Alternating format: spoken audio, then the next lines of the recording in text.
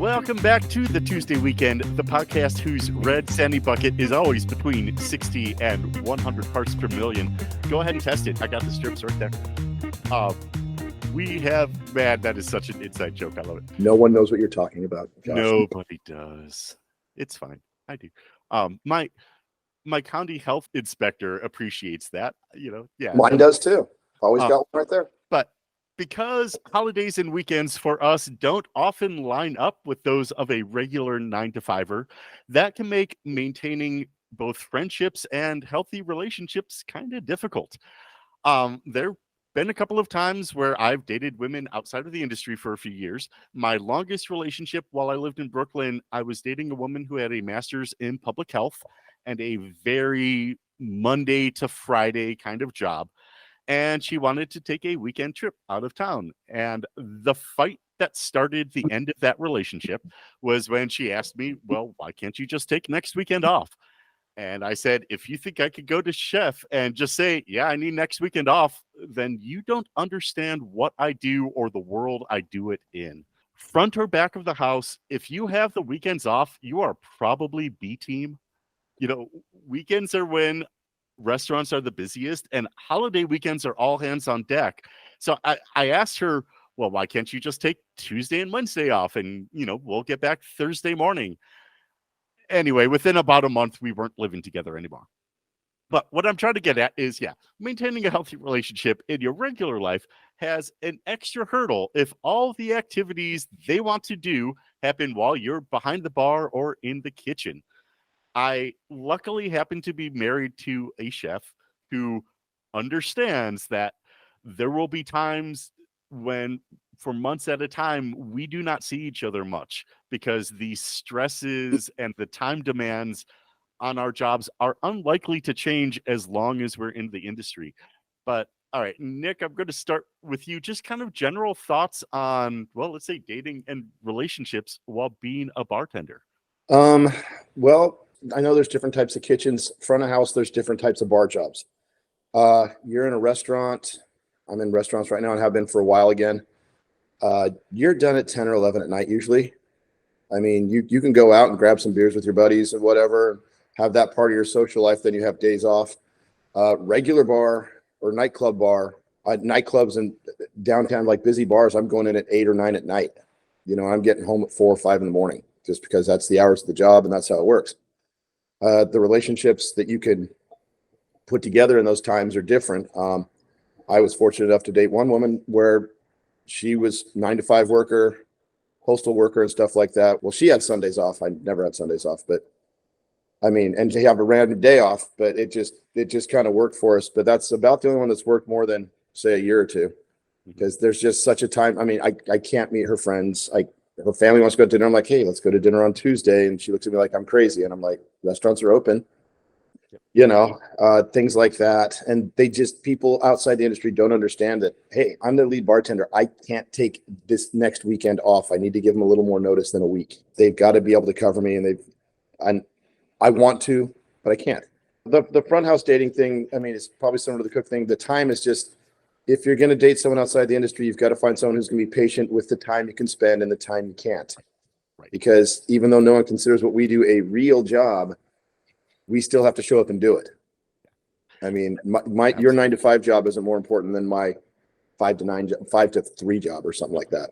It's Aurora, what obstacles do you feel your job as a chef throw in the way of having a good dating life? For me, it's like I sometimes feel like I don't have time, because even now that I'm such in a higher much position, it's like I have to be available almost every day. It's very rare I get 2 consecutive days. Most likely my days are apart. There's 2 different days, or sometimes none. Right. Yeah. So it's just very difficult in general, and that's why I usually avoid that part. Yeah, sure.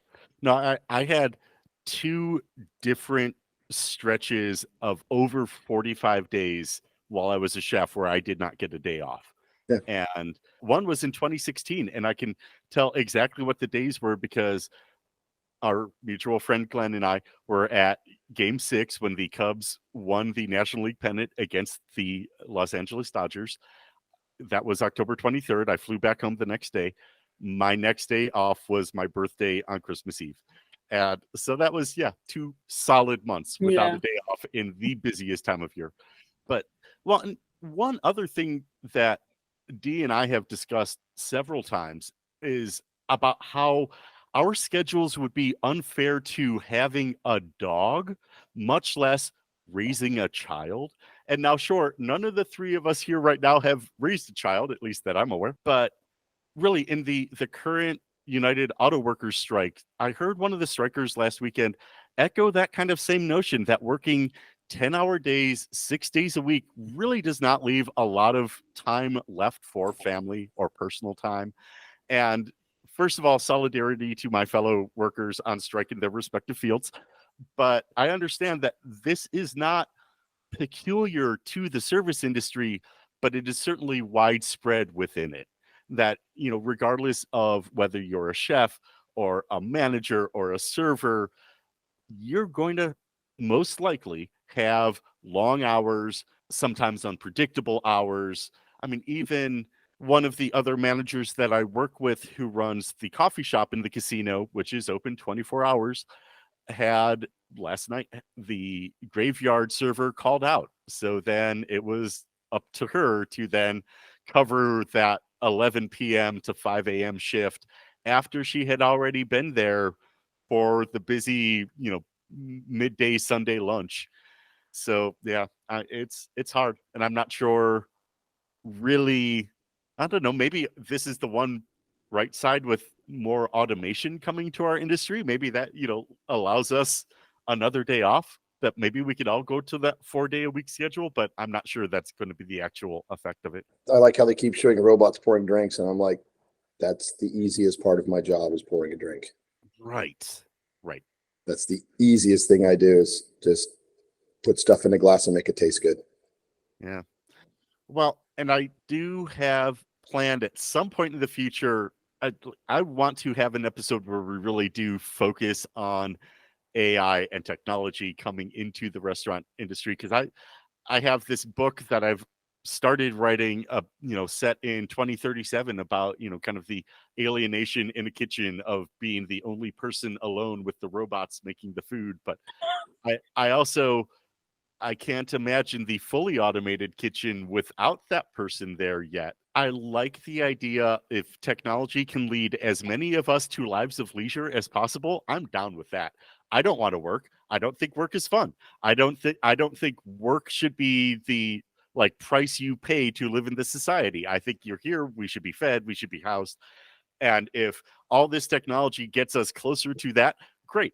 But I still can't imagine a world where some of us are then allowed to not work, but there's an underclass that always will have to. And I don't like that idea at all. That's what always happens. Read your sci-fi. Come on. Yeah, I know. It'll be interesting to look into. But let's take one last break, and then we will get back to more. I've got one other subject that I kind of want to talk about, but stay tuned. We will be right back.